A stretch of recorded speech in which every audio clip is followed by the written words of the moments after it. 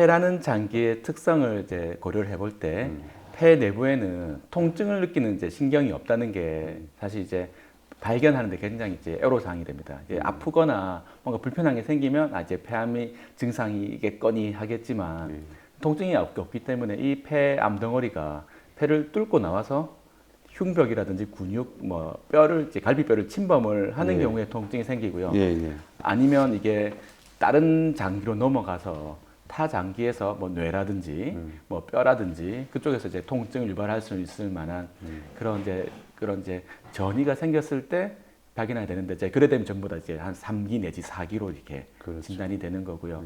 그래서 저희가 어쨌든 1기, 2기 암을 빨리 발견하기 위해서 노력을 하는데 최근에는 흉부 저설량 CT를 찍습니다. 찍는데 과거에는 사실 엑스레이를 많이 찍었는데 엑스레이는 폐암 검진을 했을 때 그 발견을 함으로써 사망률을 줄여줄 수 있다는 저런 근거가 없기 때문에 미국에서 대규모 연구를 해서 저설량, 방사선 용량을 10분의 1 이하로 줄여서 CT를 이제 매년 찍음으로써 고위험군에서요.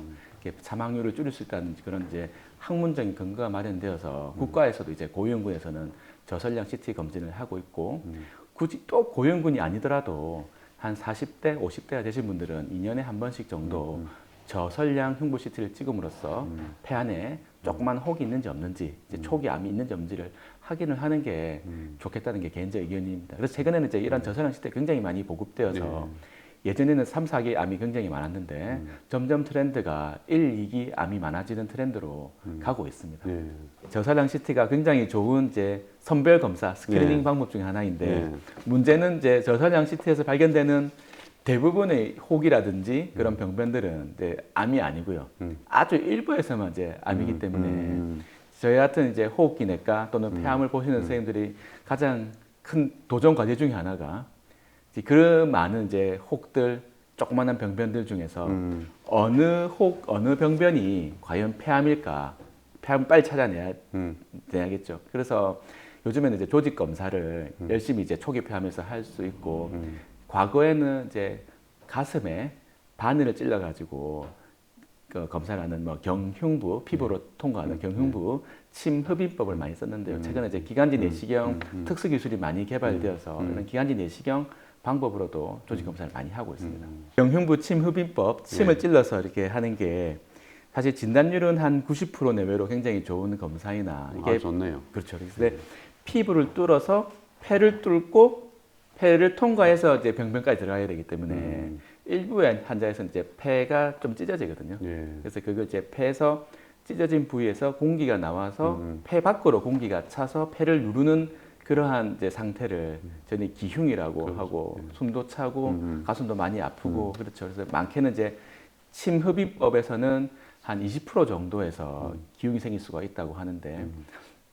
사실 연세가 드신 분들이 기흉 생기기 굉장히 많이 힘드시거든요. 그래서 외국에서는 기관지 내시경으로 많이 진단을 하고 있고 특히 그냥 일반적 기관지 내시경으로 진단이 잘 안 되고요. 조그마한 초기 폐암은 내비게이션 장비와 그 방사형 초음파 내시경, 기관지 내시경 초음파라는 특수한 장비를 써서 저희가 이제 폐 끄트머리로 찾아가 가지고요. 3mm 또는 4mm 정도 되는 아주 얇은 기관지 내시경에 초음파를 넣어서 그 병변을 정확하게 확인을 하고 이제 조직 검사를 하고 있고 사실 과거에는 이런 이제 기관지 내시경 초음파를 뭐 접목시킨 기관지 내시경의 정확도가 한 70% 내지 많게는 80%였는데 최근에는 이제 저희 기관에서는 여러 가지 이제 좀 노하우와 최신 기법들을 이제 조합해서 거의 90%까지 경흉부 침 흡입법과 거의 유사할 정도로 진단율을 개선시켰다는 게 뭐 하나의 자랑거리라고 할 수 있겠습니다. 그래서 사실 저희가 90% 정도, 90%라는 말씀은 3cm 이하의 병변에서 크기가 작은 폐암이 의심되는 병변에서 저희가 연구를 해본 결과 저희 기관의 데이터에서는 한 90% 정도의 그런 진단율을 이제 보이고 있고 그런 진단율을 이제 성과를 내기 위해서는 이제 첫 번째로 내비게이션 장비를 써서 폐 혹이 조그마한 혹이 아주 복잡한 미로 같은 기관지를 잘 통과해서 그까지 도달을 해야 되고 초음파를 넣어서 그 병변이 정말로 거기에 있는지 정확하게 확인을 하는데요. 마지막으로는 이제 냉동 기법으로 그 일반 겸자를 넣으면 잘 안 뜯어지는 경우가 많기 때문에 냉동 프로브라는 최신 그런 장비를 넣어서 그 혹을 얼려가지고 냉동 생검한다 이 말이죠. 네, 띄어내는 거죠. 그러면 진단율이 좀 많이 올라가게 되겠습니다. 맞습니다. 그래서 생각하시지만 기본적으로 저희가 가이드라인이라든지 공고 안에는 보통 이제 1cm 이상의 병변을 조직 검사를 하는 게 원칙이고요. 그래서 이제 아주 어려운 병변이라고 생각하면 3cm 이하, 3cm가 3cm 이하의 병변이고 보통 1cm에서 뭐 3cm 사이의 병변을 저희가 조직 검사를 하고 심지어 뭐 7, 8mm 이렇게 아주 작은 것도 하기는 하지만 저희가 이제 이런 이제 잘한다 이게 조직 검사에서 잘 나온다고 자랑할 만한 그런 저희가 데이터들은 3cm 이하에서 했고요. 그래도 4, 5cm 넘어가면 이제 크기가 커지면 진단율이 올라갈 수밖에 없죠. 근데 이제 그거는 이제 그런 데이터들은 이렇게 잘 나오는 환자를 많이 넣었기 때문에 잘 나오는 거고요. 정말 그 기간의 진단율이 우수하다는 걸 확인을 하려면 3cm 이하의 병변에서 그렇죠. 이제 진단율을 확인을 하는 거죠. 앞서 말씀드린 대로 그 기관지는 굉장히 해박적으로 복잡하게 생겼습니다. 그래서 한 두세 가지만 들어가도 여기가 내가 생각한 그 길이 맞는지 항상 헷갈리는 거죠. CT를 제가 분석에 들어가지만 여기가 맞는지 그래서 사실 그 환자의 조직 검사가 그 환자에서는 굉장히 중요한 거지 않습니까? 그래서 아주 정확하게 해야 되는데 사람이 인식한 그 길이 틀릴 수가 있다는 그런 한계가 있기 때문에 가상기관지 내시경 내비게이션을 도입을 하면 그 기계에서 CT 이미지를 저희가 통해서 CT 데이터를 그 내비게이션 장비에 넣으면 그 CT 데이터를 가지고 3차원 재구성을 합니다. 그래서 마치 이제 뭐 이렇게 가상현실 이런 것처럼 이렇게 3차원으로 구성된 그런 해부학적인 기관지 내시경 길을 보여줍니다. 이쪽으로 가라고 차 내비게이션처럼요. 이제 그 길을 통해서 정확하게 들어가서 들어갈 때는 큰 내시경으로는 안 되고요. 왜냐하면 이제 기관지가 끝으로 갈수록 폐 끝으로 갈수록 이제 얇아지기 때문에 4mm, 3mm짜리 굉장히 얇은 기관 내시경으로 찾아서 들어가는 거죠. 다 들어가서 그 이후에 마지막에는 초음파 장비를 넣어서 위치를 정확하게 확인하고 투시 화면이라고 저희 엑스레이를 동영상을 찍으면서 그 이제 냉동 생검으로 하는 거 사실 이제 기계가 굉장히 많이 들어가고 이제 기계 값만 해도 뭐 10억이 넘어갈 정도로 고가의 장비를 이제 저희 구입해서 최첨단으로 하려고 노력을 하고 있습니다. 내비게이션을 쓰고 올라가고 초음파 내시경, 기관 내시경 초음파를 쓰고 올라가고 거기다가 냉동 기법을 써서 올라가고 또 투시 화면이라고 저희 기관 내시경실에 엑스레이 동영상을 찍은 기계가 있거든요. 그걸 또 최근에는 2억 5천 주고 하나 더 좀 최신 기계로 바꿔서 그걸 쓰면 좀 더 올라가. 그래서 차근차근 올려서 이제 90% 가까이 이제 90% 넘게 것이다. 이런 성과를 이제 10년 동안 저희 노하우를 이제 만들어낸 거죠.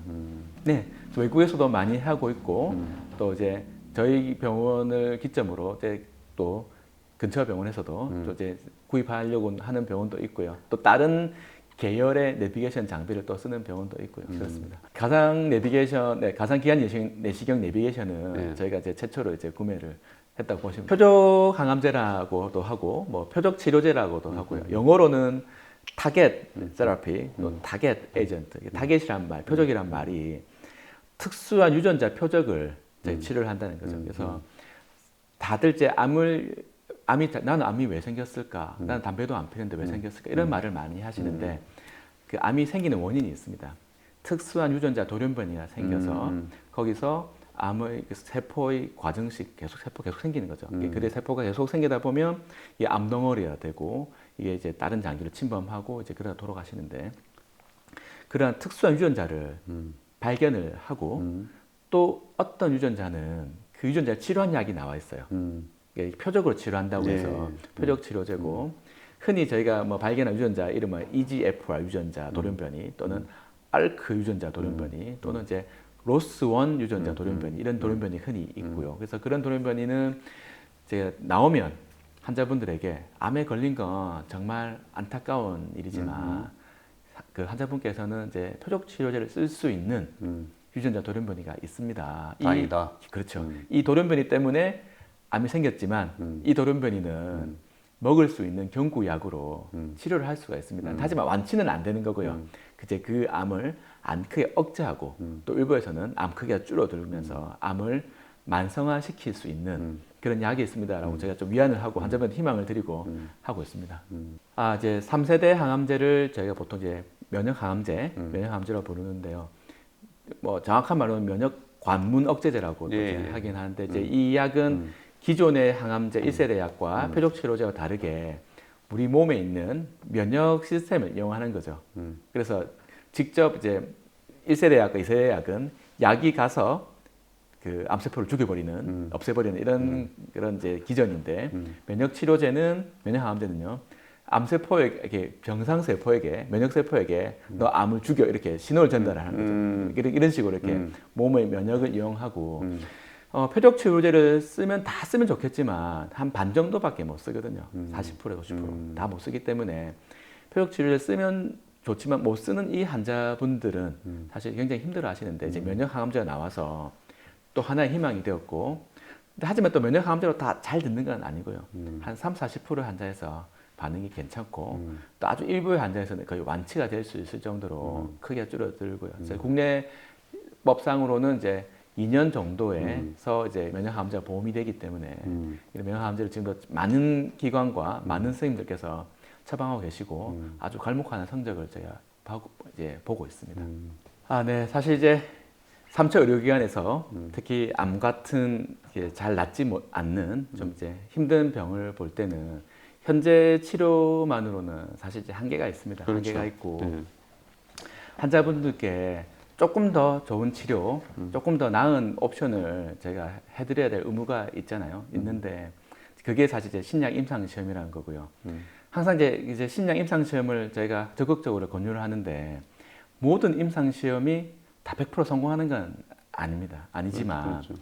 거기서 잘 들어가서 지금도 그 출시가 되었을 때 한 달에 1,000만 원 정도 할 수 있는 약을 공짜로 받으시면서 또 올 때마다 교통비로 3,400원씩 받으시면서 잘 지내시는 분들이 굉장히 많거든요. 그래서 또 본인이 또 들어가고 싶다고 다 들어갈 수 있는 건 아니고요. 그렇죠. 그 약의 적응증과 환자분의 그런 뭐 전신 상태가 좀 그 조건이 맞아야지만 들어갈 수 있거든요. 그래서 저는 사실 이제 할 수만 있다면 들어가는 게 좋지 않겠나. 사실 요즘에는 과거와 다르게 그런 이제 다국적 제약회사에서 그렇게 이제 보험도 들어놓고 임상시험 기준을 이제 윤리적으로 굉장히 탄탄하게 만들어 놓았기 때문에 뭐 그것 때문에 하다가 문제가 생겨서 뭐 잘못되거나 사실 그런 리스크가 없지는 않지만 굉장히 낮다고 생각이 들고요. 그래서 저는 이제 이렇게 어차피 사기폐암 완치가 안 되는 상태에서는 조금 더 나은 그런 이제 그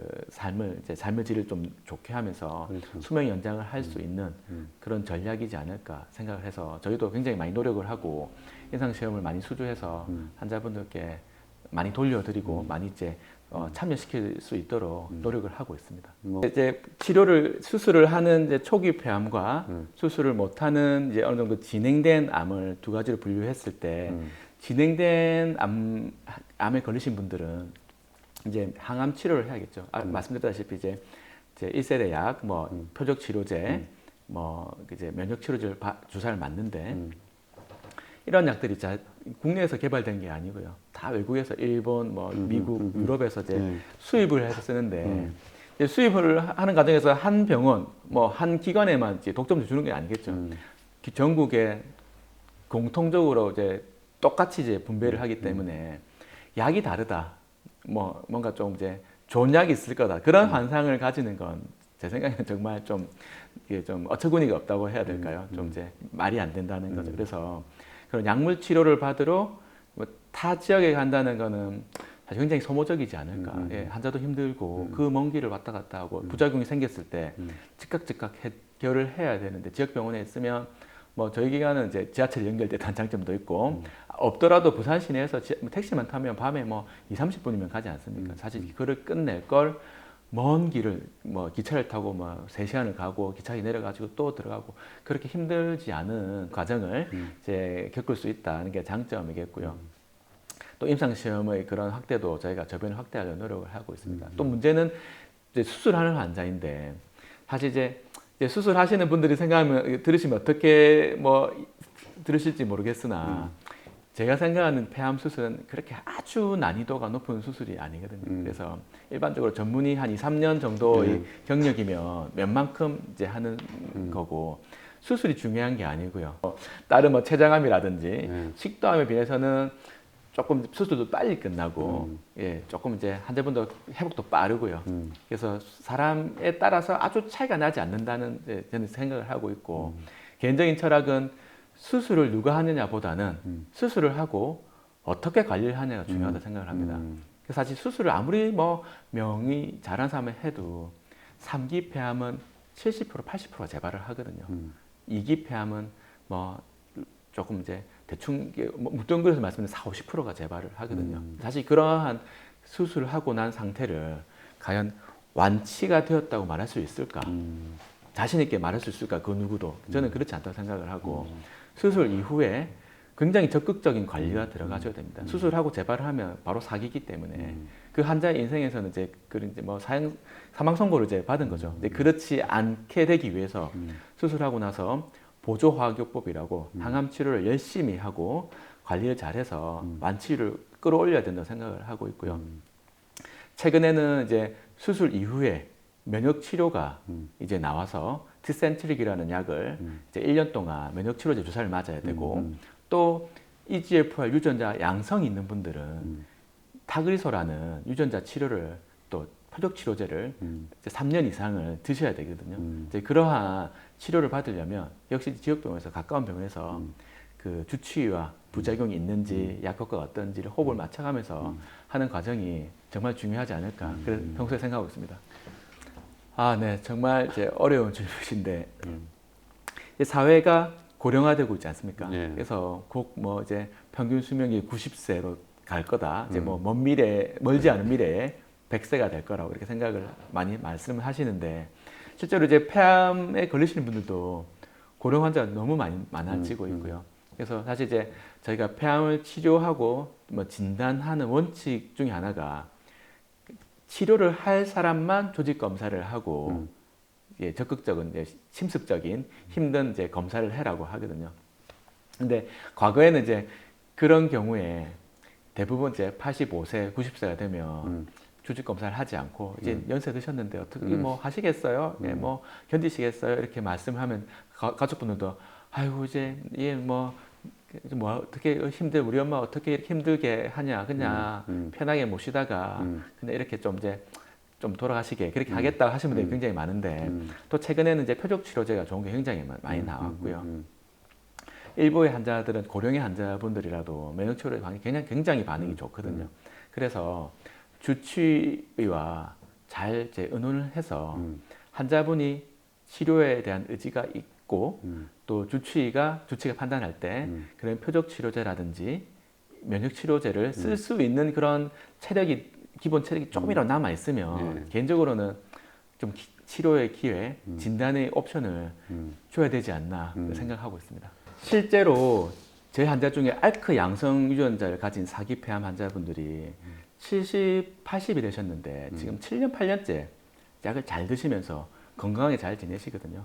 이게 만성화시킨 거죠. 만성화시키고 할머니가 처음에는 60대였는데 이제 7순이 넘어서 70 중반으로 이제 가시고 있고 이제 환자와 함께 저도 이제 늙어가지고 환자분들도 머리가 하얘지시고 그런 거 볼 때마다 정말 노력을 하면 정말 약을 잘 쓰고 유전자 치료를 잘 하면 만성화시킬 수 있다 생각을 하고 있습니다. 그래서 포기하지 마시고 열심히 치료하시면 치료를 열심히 한 만큼 보람이 있을 거라고 이제 저는 생각합니다.